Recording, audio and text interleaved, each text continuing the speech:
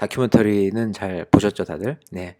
그래서 뭐 제가 주요 부분만 이렇게 해 가지고 좀 번역을 해서 올려 드렸는데, 근데 뭐 일단은 당시에 하여튼 뭐 말이 많았겠죠. 그쵸? 그 금리를 두 번이나 하루에 올리고, 그것도 사실 작은 금리, 그러니까 지금 이자 두 번 올리는 거랑 좀 다른 것이, 지금도 올릴 때 사실 미국에서 올릴 때 뭐 0.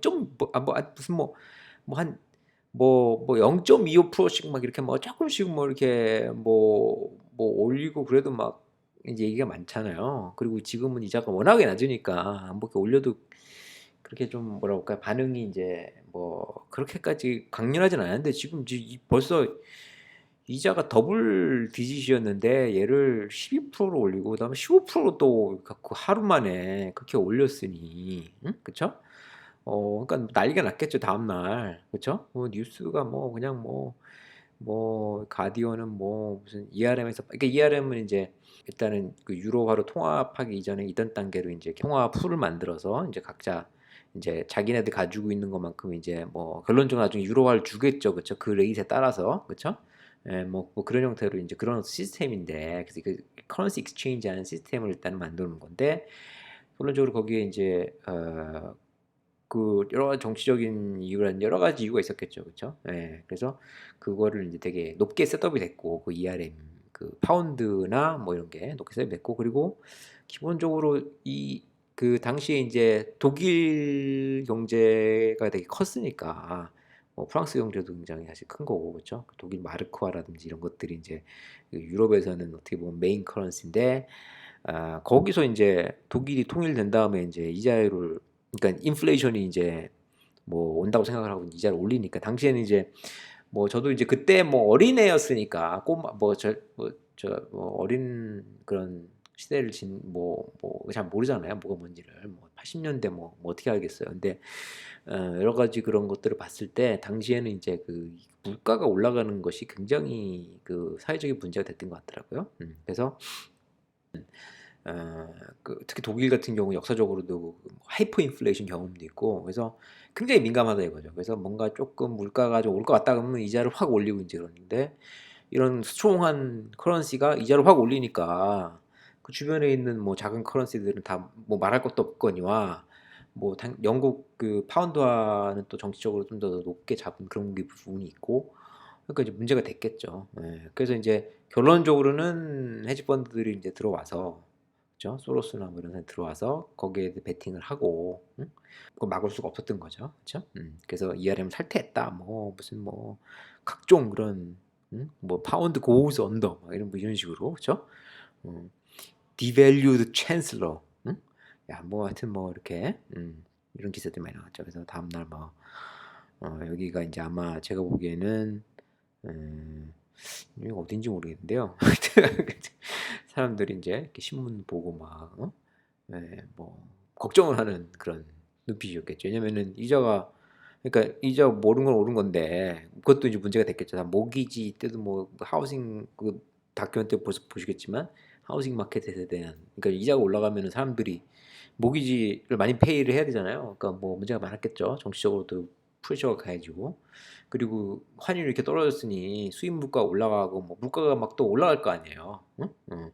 그래서 인제 여러 가지 그런 걱정을 하는 그런 그 당시 인제 그 92 년에 이제 영국의 모습이고, 그 결론적으로는 인제 저희가 인제 요 부분을 쪼끔 체계적으로 이해를 하려면 일단은 그 밸런스 오브 페이먼트, 그러니까 요 컨셉을 좀 이해를 하는 게 좋을 것 같아서 제가 인터넷에서 이제 하나 이렇게 간단한 걸 캡처를 해 왔는데, 이게 인제 하나의 국가의 어떤 그런 뭐라 그럴까요? 그러니깐 회계장부, 그러니까 회계장부까지는 아니지만 어쨌든 간에 국가에서 이게 관리하는 그런 뭔가 해외랑 그런 이렇게 금액, 그러니까 뭔가 해외랑 어떤 그런 자본과 그런 무역이라든지 요런 것들이 인제 일어날 때 인제 고런 것들을 인제 이렇게 무역에 대한, 아니면은 해외 크로스 보더가 그러니까 이 국가 간에 발생되는 어떤 고런 거를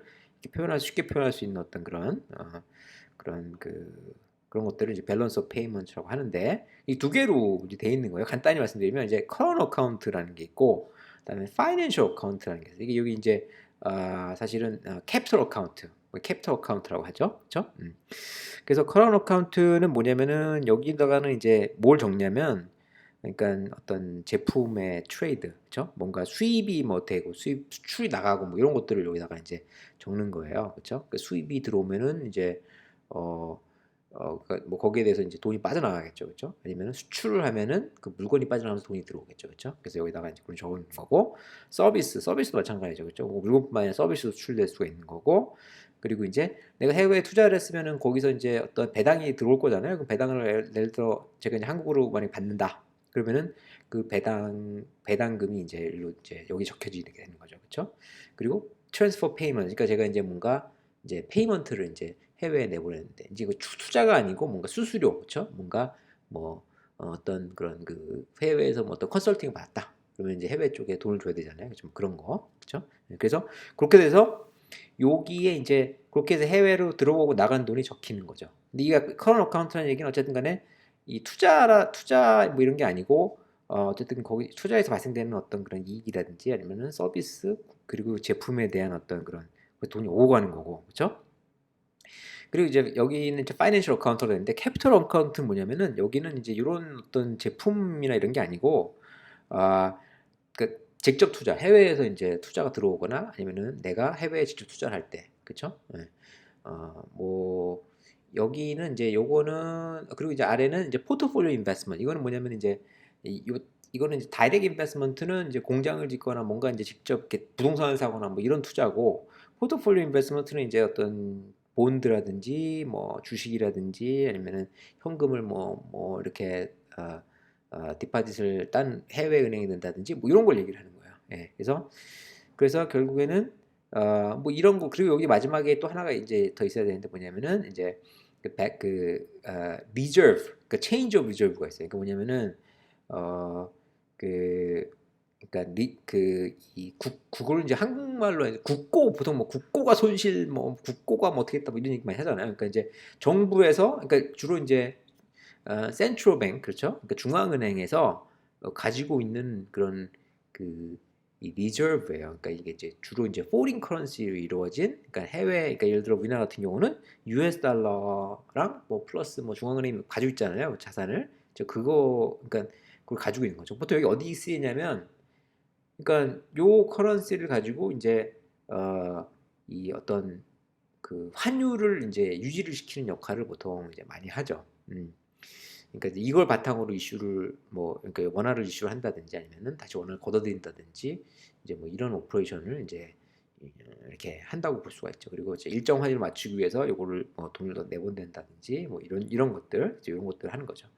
결론적으로 뭐냐면은 음, 에, 결국에는 여기서 마이너스가 나면은 그러니까 우리가 이제 만약에 뭐 엄청 수입을 했어요. 막 수입을 너무 많이 했어. 서비스도 수입을 많이 하고 뭐 제품도 많이 수입을 많이 하고 해외에 들어오는 인건도 없고 응? 뭐 이렇게 되면 이게 마이너스가 될 거잖아요. 그래서 이제 데피시트 그렇죠? 이 적자가 나는 거죠. 그래서 이 커널커는 적자가 나면 적자가 나면 어떻게 되겠어요? 그러면 적자가 뭐 누군가가 그거를 뭐 적자가 여기서 났는데 그러면 지금 어쨌든 간에 그 국가가 가지고 있는 그, 뭔가가 어쨌든 간에 그 돈이 지금 빠져나간 거잖아요. 그러니까 국가 전체로 봤을 때 뭔가 이 가지고 있는 어떤 그런 그 해외, 그러니까 그 외환이라든지 이런 것들이 이만큼 준 거죠. 그렇죠? 근데 어디서 줄었냐? 그건 여기서 이제 줄은 거예요. 그러니까 캐피털 어카운트에서 예를 들어 뭐 해외에서 투자를 많이 했어요. 우리나라에. 그렇죠? 투자 많이 하거나 아니면 해외에서 막 주식을 많이 샀어요. 우리나라 주식을. 그럼 돈이 들어올 거잖아요. 그 사람들이 하는 건 뭐냐면은 US 달러나 해외 커런시를 한국에 가져 들어와서 걔를 그 중앙은행에 주고 한국은행에 주고 그렇죠? 한국은행에 이 커런시를 주고 그렇죠? US 예를 들어 US 달러 주고 그리고 원화를 받을 거잖아요. 그렇죠? 뭐 시중은행에서 하겠죠. 어쨌든 간에 그 원화를 받아서 그걸 가지고 투자를 하는 거예요. 우리나라에. 예. 그 포트폴리오 인베스트. 그러니까 이제 달러는 중앙은행이 가지고 있는 거죠. 그렇죠? 예. 그래서 그걸 가지고 있기 때문에 일단은 그렇게 되면은 결론적으로 그렇게 새로 생긴 달러가 그죠? 가지고 있는 달러가 결국엔 나간 거예요. 예, 그렇죠. 이거 이상으로는 그러니까 이 두 개가 맞아야 되는 거예요. 이게 뭐 예를 들어 이거만 확 발생했다. 그럼 이게 만약에 채용이 안 됐어. 그러면 이제 은행 그러니까 그러니까 그랬다면은 지금 예를 들어 일단은 만약에 이미 페이를 해버렸다. 그래서 빨리 뭐 계약을 맺어가지고 사기를 했는데 이제 내가 한국에 US 달러가 없어요. 응? 이런 걸로 안 들어와서. 그리고 여기 아까 말씀드렸듯이 그 그러니까 그 리저브라는 게 있다고 했잖아요. 그렇죠? 그 외환 리저브, 그러니까 포린 익스체인지를 위한 리저브가 있는데 그것까지 다 제로가 됐어요. 그럼 이거 페이를 못 하는 거예요. 이거를. 응? 그럼 여기에 이제 뭐 예를 들어 이자를 지급하고 이런 것도 있을 텐데. 그렇죠? 그러면은 지금 이게 만약에 이자를 지금 못 하게 되면 이제 이게 이제 우리가 얘기하는 그런 아, 외환 위기다. 네, 외환 위기가 발생되는 거예요. 이렇게 됐을 때, 응? 그렇죠? 여기서 많이 썼으면 여기서 뭔가 어쨌든 간에 해야 되잖아요, 그렇죠? 여기 제일 중요한 건 어쨌든 간에 그 리저브가 있는데 요 다이렉트 인베스트먼트, 포트폴리오 인베스트먼트가 늘지 않고 리저브가 점점 줄어들어서 얘가 제로가 되면 이게 마이너스가 되면은 여기서 메꾸지 못하는 거예요. 예. 그래서 기본적으로 외환 위기는 이렇게 발생된다. 그렇죠? 캐피털 어카운트가 그리고 이게 왜 이게 발생되냐면은 사실은 이제 이거를 이 두 개가 아무런 제한 없이 이렇게 풀어두게 되면 이게 맞게 돼 있어요. 자동적으로. 그게 이제 예를 들어 원화가 자동적으로 이렇게 조정이 되면서 그쵸? 마켓에서 US 달러 대비 막 조정이 되면서 이제 이 두 개가 맞게 돼 있어요. 그래야 이게 이제 자연스럽게 이렇게 흘러가고 되는데 보통 문제가 생기는 건 정부에서 이제 요거를 굉장히 이제 민감하게 생각한다는 거예요. 요거를. 왜냐면 여기 정부 국고도 들어가 있죠. 그렇죠? 그리고 뭐 여기 이 두 개가 이 우리나라에 대한 오너십을 얘기하는 거잖아요. 예를 들어 한 국가에 대한 오너십이잖아요. 이거 다이렉트 인베스트먼트 하면 그거만큼 그걸 지분을 가져가는 거잖아요. 그렇죠? 포트폴리오 매니지먼트 인베스트먼트 이런 것도 지금 에코티를 뭐 예를 들어 뭐 한전이나 뭐 이런 국가 기관 산업 아니면은 뭐 중요한 사업에 그걸 가져가는 거잖아요. 그래서 이런 걸 제한을 많이 건단 말이에요. 이런 거를. 그리고 국고도 많이 못 나가게 제한을 하고 뭐 이렇게 하다 보면은 이거는 안 움직이게 되는 거예요. 이게 안 움직이. 이거가 막 커지고 막 이렇게 되면은 정부에서는 사실 이걸 컨트롤하기가 좀 어려우니까 이거는 데일리 라이프인데, 그렇죠? 그럼 이게 이제 괴리가 발생되면서 이 국고를 이제 만약에 다 써버리게 될 수가 있는 거죠. 그렇죠? 왜냐면 국고는 지금 그 나라가 가지고 있는 거고 이런 것들 만약에 제한을 걸어놨으면 들어오는 게 없잖아요. 그럼 이걸 다 내보내야 되는데, 그렇죠? 네. 그래서 보통 환율을 픽스하거나 뭐 이런 식으로 이제 하고 외국인 투자자들 안 받아들이고 뭐 이렇게 되면은 이제 그렇게 되는 거예요. 그래서 이제 뭐 IMF나 이제 들어와서 하는 게 이런 거 다 풀어라. 응? 해외 투자 다 투자하게 하고, 응? 그리고 환 방어하지 마라. 국고 쓰지 마. 이렇게 되는 거예요. 국고 쓰지 않게 되면 어떻게 되겠어요? 그러면은 이게 막 이게 이제 이게 조정을 하겠죠. 그렇죠? 이게. 그리고 환율을 이제 뭐 오픈을 해놓으면 그 환율에 맞춰가지고 이런 것들이 조정이 되겠죠. 뭐 예를 들어 더 수출될 거고, 그렇죠? 서비스도 더 수출될 거고 수입은 줄어들 거고 만약 환율이 막 뭐 되게 뭐 올라갔다 그러면은 그렇죠? 예. 그러니까 그렇게 해서 이렇게 마켓에 맞게 해라. 이게 이제 그런 IMF나 뭐 이런 데서 이제 제안을 하는 거고 처음에 그걸 하게 되면 이제 그거 안 하다가 하게 되면 난리 나겠죠, 그렇죠? 뭐 혼돈이 나겠죠. 우리나라에 IMF나 뭐 이런 것처럼 그렇게 되는 거예요. 예. 그래서 이게 실질적인 건데 이제 아이리시 데이터라고 되는 걸로 봐서는 왠지 아일랜드의 뭔가 뭐 그런 건지 아니면 어쨌든 간에 실질적인 데인데 이 커런 어카운트, 캐피털 어카운트 두 개가 있죠. 예. 그리고 커런 어카운트는 보시면 이게 이제 빌리언이고 그쵸? 굿 트레이드 그쵸? 서비스 그다음에 인베스트먼트 인컴 그쵸? 그리고 커런시 뭐 트랜스퍼 그쵸? 여기 돈 보내고 받고 이러는 거 그쵸? 뭐 이런 거고 그리고 캐피털 어카운트 보면은 이제 밸런스 오브 파이낸셜 어카운트, 뭐 포린 다이렉트 인베스트먼트 있죠. 포트폴리오 캐피털 아까 얘기했던 뭐 주식이나 뭐 이런 거.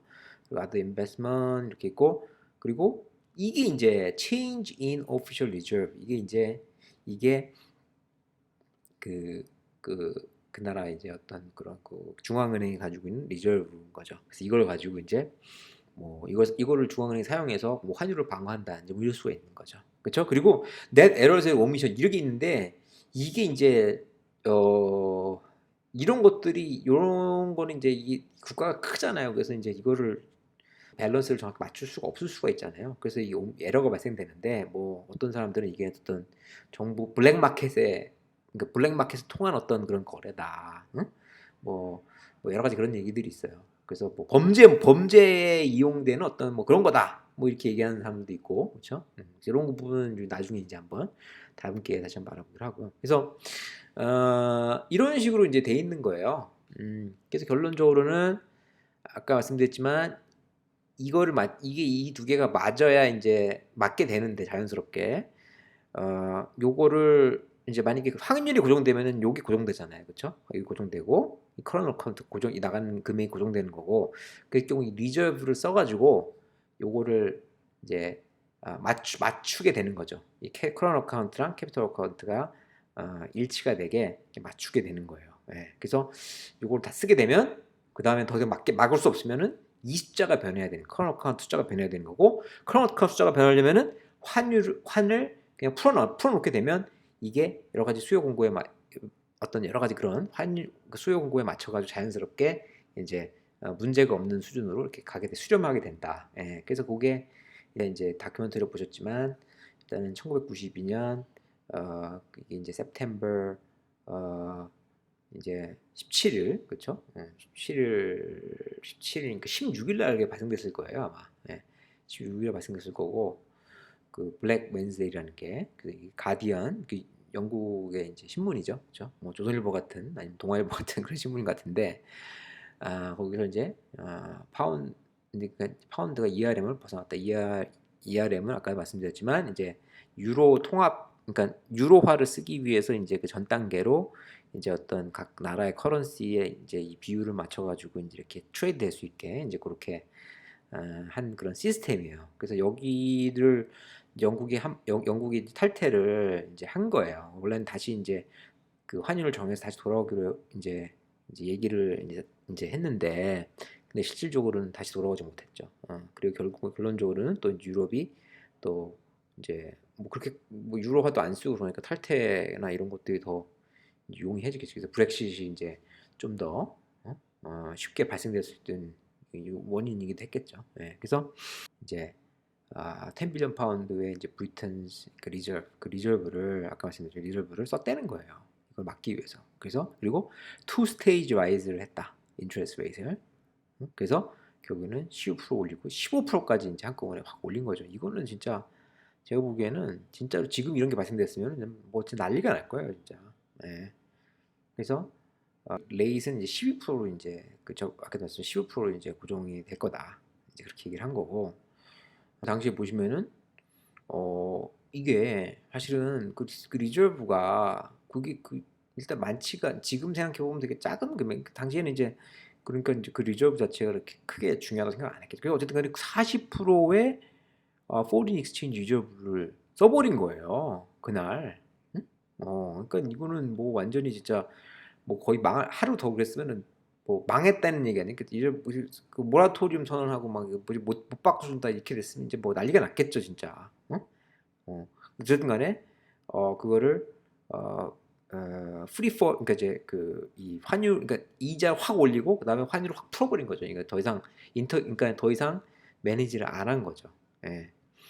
90년대가 80년대 뭐 후반 90년대 초반 이제 되게 영국이 되게 하여튼 경제적으로 이제 여러 가지 좀 뭐 어렵고 이제 뭐 이럴 때 그쵸? 예, 이럴 때 일단은 이 유로존으로 들어가면서 이제 어떤 그런 그 당시 이슈가 됐던 어떤 인플레이션이라든지 아니면은 뭔가 이제 이 뭐 이런 수출 활성화 뭐 하여튼 비슷한 거 같아요. 수출 활성화 뭐 이런 거를 위해서 이제 그 결국에는 ERM을 들어가게 된다. 근데 여러 가지 뭐 이유가 있었겠죠, 그렇죠? 그 다큐멘터리에도 이제 나오지만 뭐 결론적으로 어쨌든 간에 이제 UK가 조인 ERM을 해서 결국에는 이거를 이제 환율을 이제 관리하게 되는 거죠.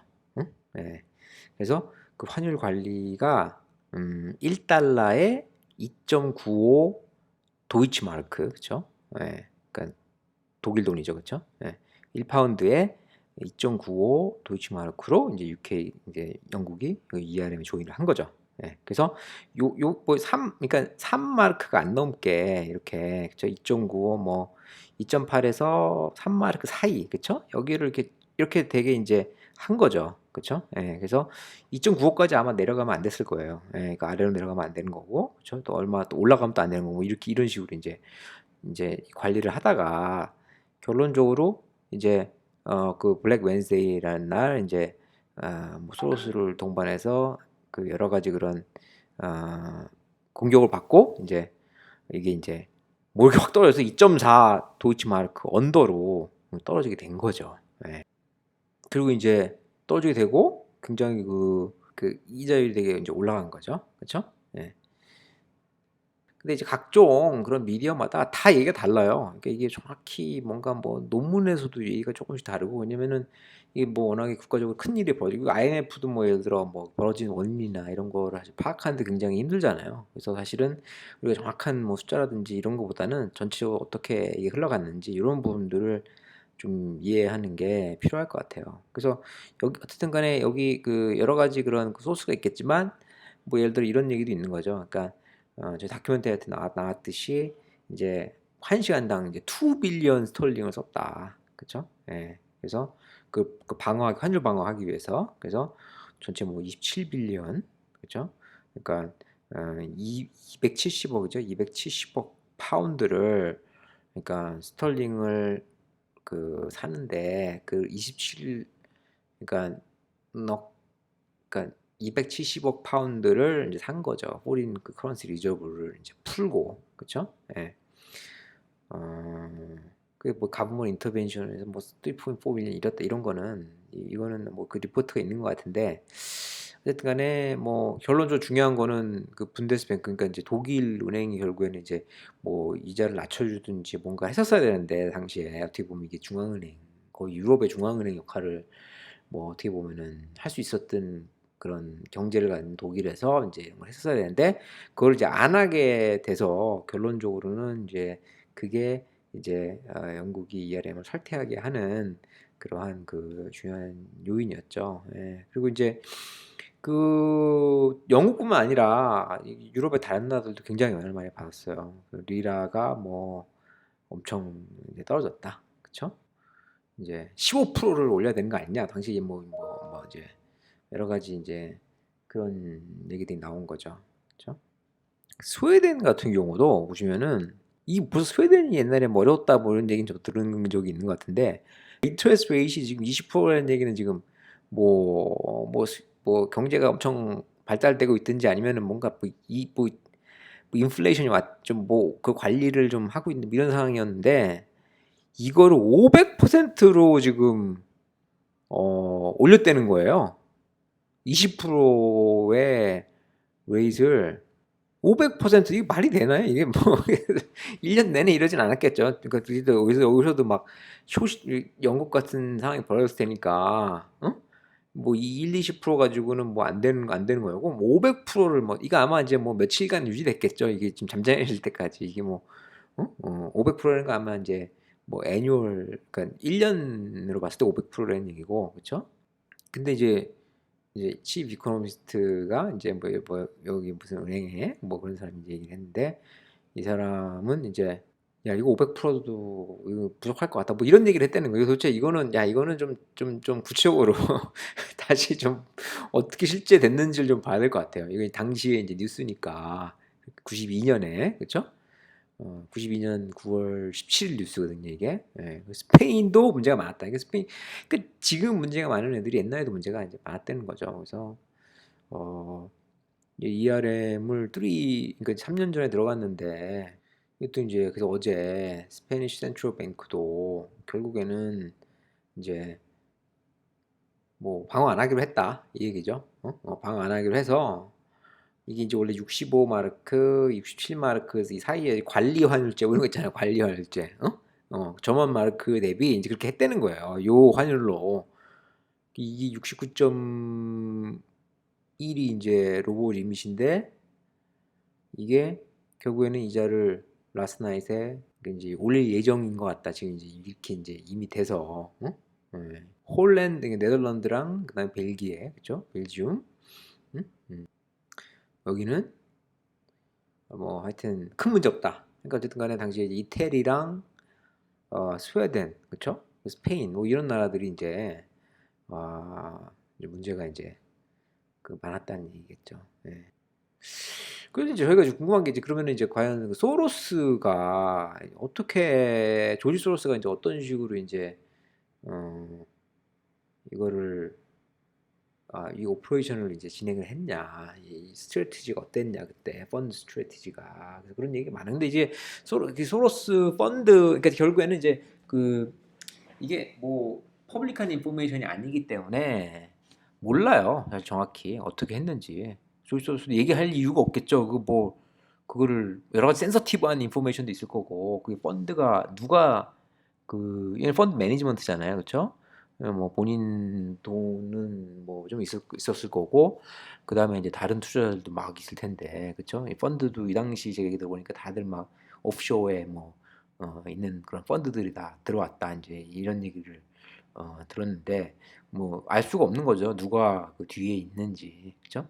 그렇기 때문에, 이 소로스, 그러니까 뭐 알려진 게 없어요. 사실. 그래서 무슨 막 다들 예측이에요. 뭐, 베팅을 해서 뭐 1빌리언 정도를 벌었다. 뭐 요거만 공통적인 거, 나머지는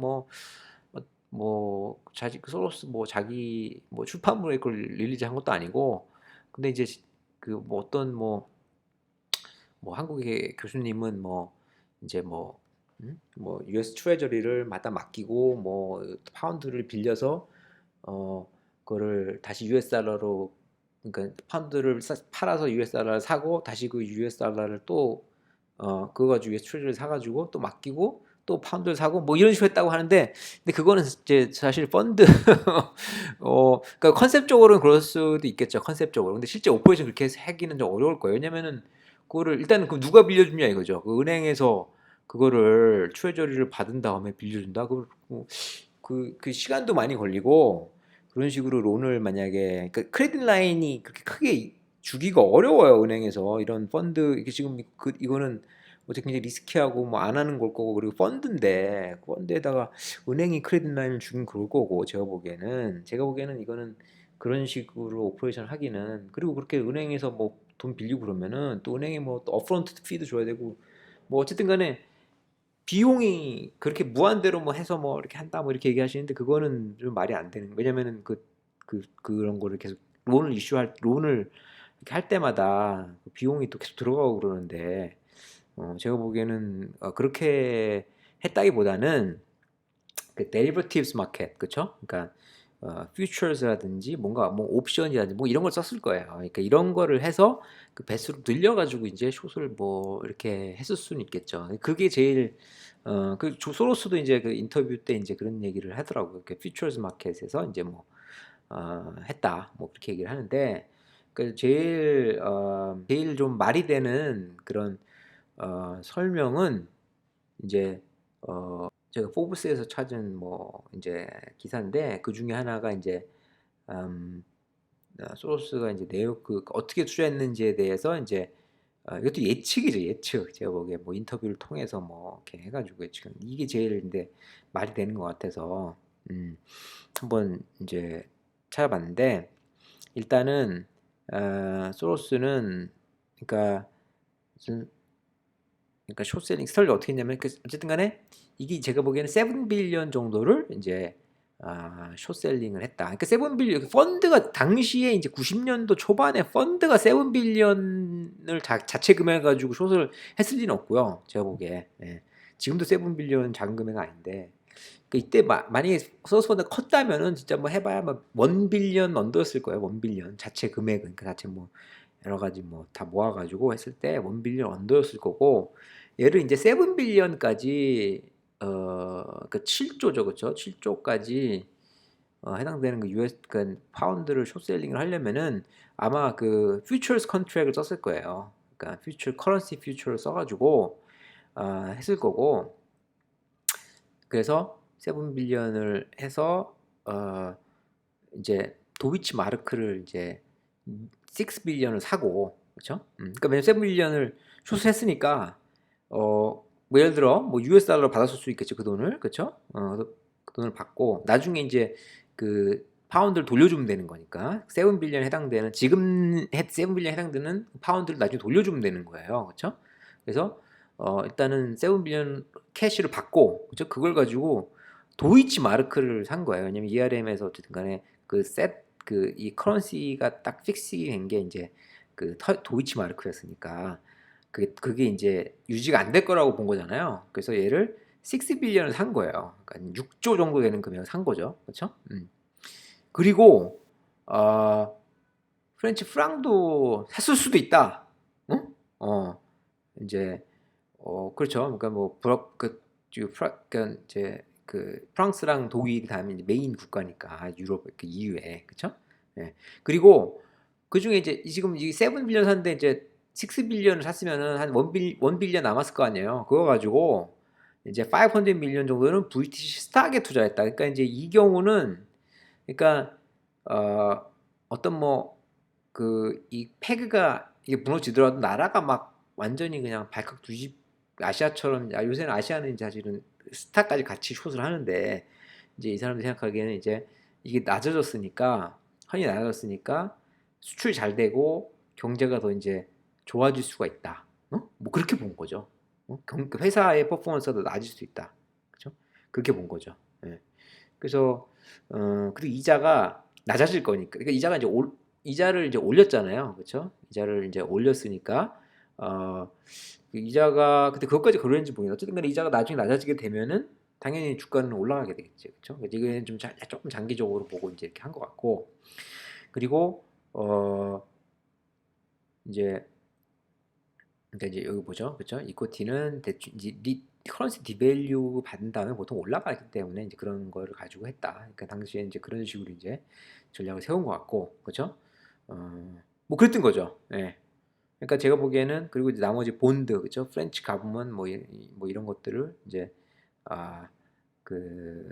본드를 이제 산 거죠. 그래서 그러니까 US 달러로 그러니까 7빌리언에 70억 US 달러에 해당되는 그런 브리티시 파운드를 그렇죠?